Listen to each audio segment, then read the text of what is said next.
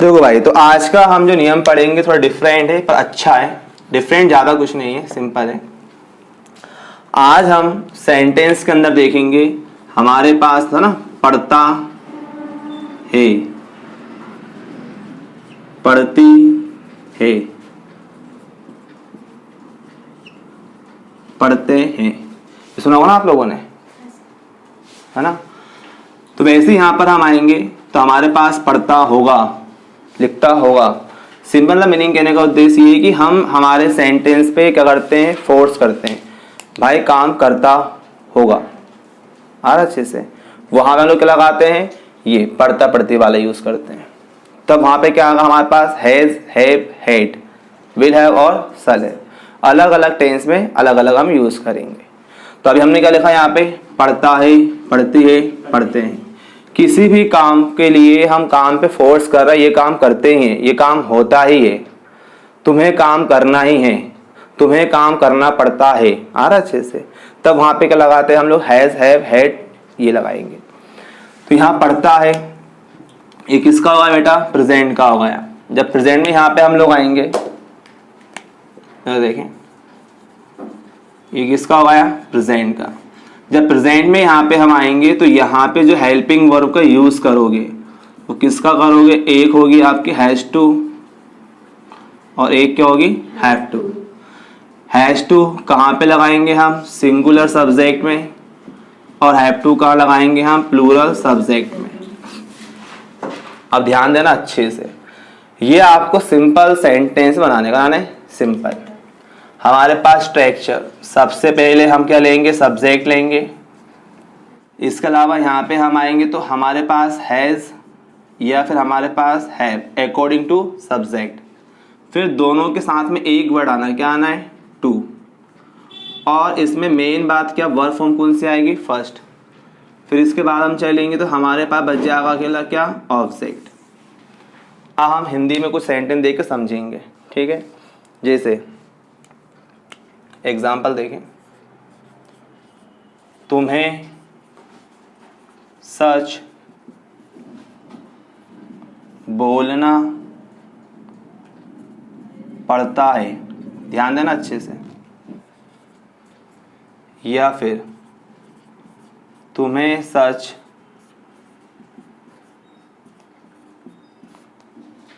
बोलना ही है, देख रहा अच्छे से।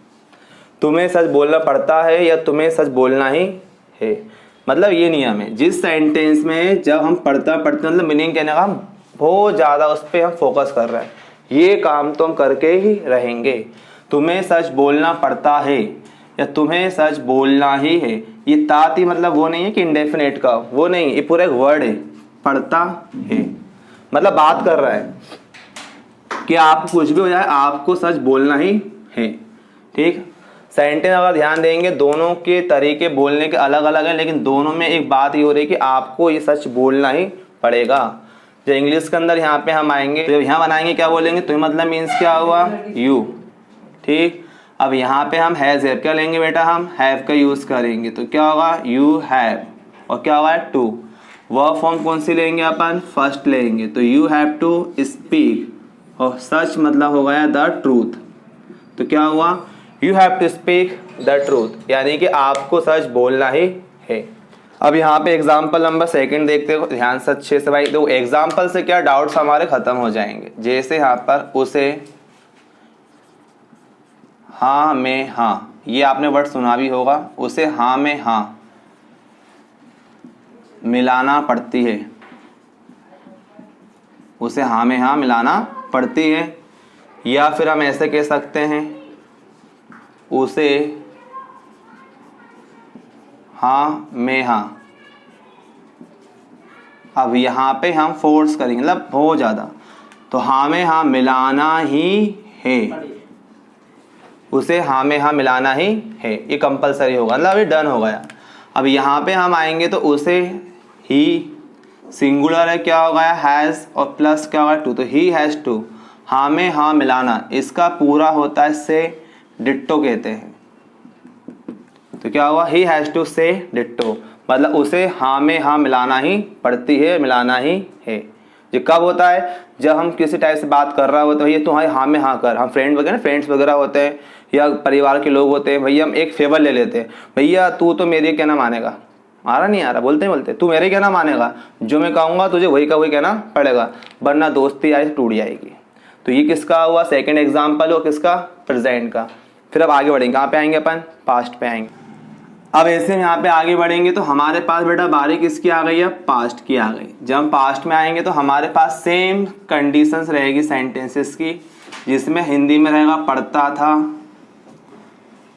पढ़ती थी और पढ़ते थे, मतलब एक पूरा फोकस जाएगा।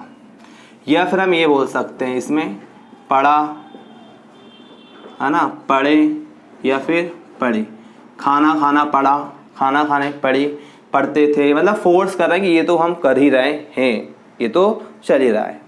जब यहाँ पे हम आएंगे इस पास्ट टेंस में, हमारे पास जो हेल्पिंग वर्ब होगी इसमें केवल एक ही आएगी और वो है one man army had to. सिर्फ आपको हैड टू का यूज़ करना है। और एक फ़ायदा ये हो जाता है टू लगाने से हमेशा वर्ब फॉर्म कौन सी आती है? फर्स्ट आ जाती है, ये फ़ायदा हो जाता है। जब यहाँ पर हम आएंगे तो हमारे पास इसका स्ट्रक्चर, सबसे पहले हम सब्जेक्ट यूज़ करेंगे, फिर वहाँ पे हम हैड टू का यूज़ करेंगे, फिर सिंपल वर्ब फॉर्म फर्स्ट लेंगे और हमारे पास आएगा ऑब्जेक्ट। ठीक, सिंपल मिल जाएगा, दिक्कत नहीं आएगी। एग्जाम्पल, जैसे उसे सब कुछ करना पड़ता था। ध्यान देना अच्छे से, उसे सब कुछ करना पड़ता था। या फिर आप ऐसे बोल सकते, उसे सब कुछ करना ही था। अब ये वाला हम सेंटेंस का हिंदी में तरीका बोलने का अलग अलग है, लेकिन बनेगा इंग्लिश में एक ही। जैसे उसे सब कुछ करना पड़ा। ये सेंटेंस मैंने ऐसा फोकस किया, अगर आप ध्यान देंगे हम लाइफ के अंदर इंसान में काफ़ी बदलाव आ जाता है, काफ़ी चेंजेस हो जाते हैं। आप ध्यान देना, सेंटेंस बता रहा हूँ मैं, ऐसे सेंटेंस लेता हूँ जो आपको लगे रियल लाइफ के हिसाब से। जैसे अभी बस ने कहा मुझसे कि मतलब के साथ दो फ्रेंड है मेरी, है ना, अंजलि, दोनों पढ़ नहीं पाए एग्जाम में क्योंकि लॉकडाउन लग गया, पैसे की बहुत ज़्यादा प्रॉब्लम आ गई थी। लेकिन बच्चा यदि पढ़ने वाला होता, बच्चा कुछ करने वाला होता, समस्या कैसी भी क्यों ना, हम क्या बोलते हैं? नहीं, उसने सब कुछ करा, उसे सब कुछ करना पड़ता था अगर जीवन में आगे बढ़ना था। तो मतलब वही मीनिंग कहने का, सब कुछ करना पड़ता था, करना ही था या करना पड़ा। क्यों करना पड़ा? क्योंकि लाइफ में आगे बढ़ा, ये है चीज़ है। तो यहाँ मतलब वो ये सेंटेंस वही है जो हम देखते हैं। कभी कभी कुछ ऐसे कंडीशंस हो जाते हैं, लगता है कि यार उसने लाइफ में कितना स्ट्रगल करा होगा, है ना। तो यहाँ पे हम आएंगे, इसे बनाएंगे तो इसकी इंग्लिश क्या होगी? उसे ही। उसे आप ही और सी बोल सकते हैं राइटिंग टाइम में, लेकिन जब प्रैक्टिकल करो तो लड़का देख के ही बोलना, लड़की देख के सी बोलना। तो यहाँ पे हम आएंगे तो ही हैड टू, सब कुछ करना पड़ा, तो क्या होगा यहाँ पे? Do everything. तो ये होगा सिंपल सा हमारे पास sentence, he had to do everything. बहुत सिंपल बना दिया, दिक्कत नहीं। हमारे पास यहाँ पे अब एग्जाम्पल नंबर सेकंड, जैसे देखें ध्यान से अच्छे सभी लोग, नौकर को खाना परोसना पड़ता था। फिर इसी का हम थोड़ा सा चेंजेस करेंगे अकॉर्डिंग टू सेंटेंसेस। नौकर को खाना परोसना पड़ा। एक और देखते हैं, नौकर को खाना परोसना ही था। अब इन तीनों सेंटेंस में ध्यान देंगे, तीनों सेंटेंस में सेम प्रोसेस चल रही है। यहाँ पे बता रहे परोसना पड़ता था क्योंकि उसका काम था, परोसना पड़ा क्यों? काम दिया गया।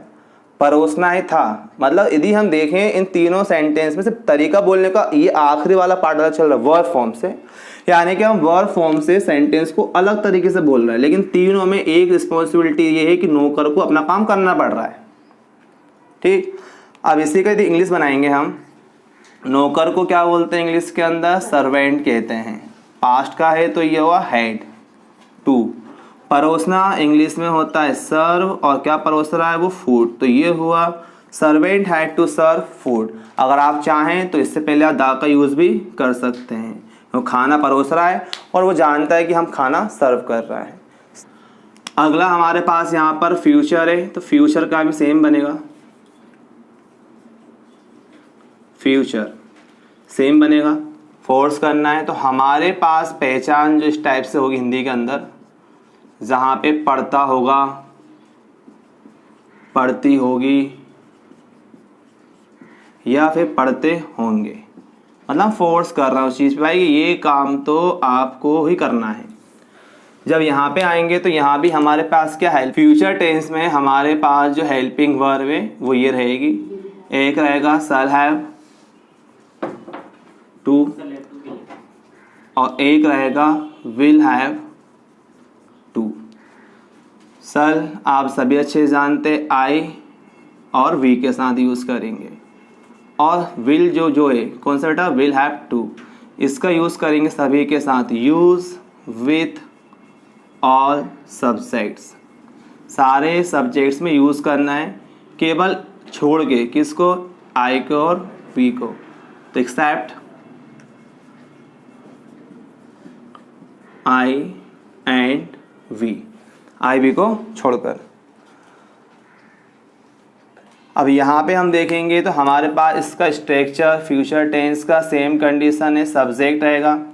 आप ध्यान देंगे तो शैल और विल ये डिफरेंट है, लेकिन दोनों के साथ में जिस चीज़ को हम ऐड कर रहे हैं वो हमारा हैव टू है, वर्ब की फर्स्ट फॉर्म, और हमारे पास हमारा ऑब्जेक्ट। मतलब विल और शैल डिफरेंट है, बाकी हैव टू दोनों में साथ में यूज़ करना ही है। जैसे यहाँ पे अगर हम ध्यान दें अच्छे से एग्जाम्पल के लिए, उनको अनाथों को पालना पड़ता होगा, एक ही हो गया। इसी में अगर हम बोलने में चेंजेस करेंगे हमारे पास, तो उनको अनाथों को पालना ही होगा। पालना पड़ता होगा और पालना ही होगा, दोनों में हमने क्या करा? एक थोड़ा सा प्रेशर डाल दिया, क्योंकि रिस्पॉन्सिबिलिटी में काम ही करना ही पड़ेगा। जब इसका हम बनाएंगे तो उनको इट मीन्स डेटा दे, इसमें हम लोग क्या यूज़ करेंगे? विल। सो विल, तो दे विल हैव टू। पालना मतलब होता है पूरा वर्ड है पालना, ब्रिंग अप, ब्रिंग अप। अनाथों को, अनाथ मतलब इंग्लिश में होता है ऑर्फन्स होते हैं, क्या होते हैं? Orphan. So they will have to bring up, क्या हुआ? ऑर्फन्स, यानी कि आपको अनाथों को पालना ही पड़ेगा। ये पूरा हमारा एक सेंटेंस हुआ किसका? फ्यूचर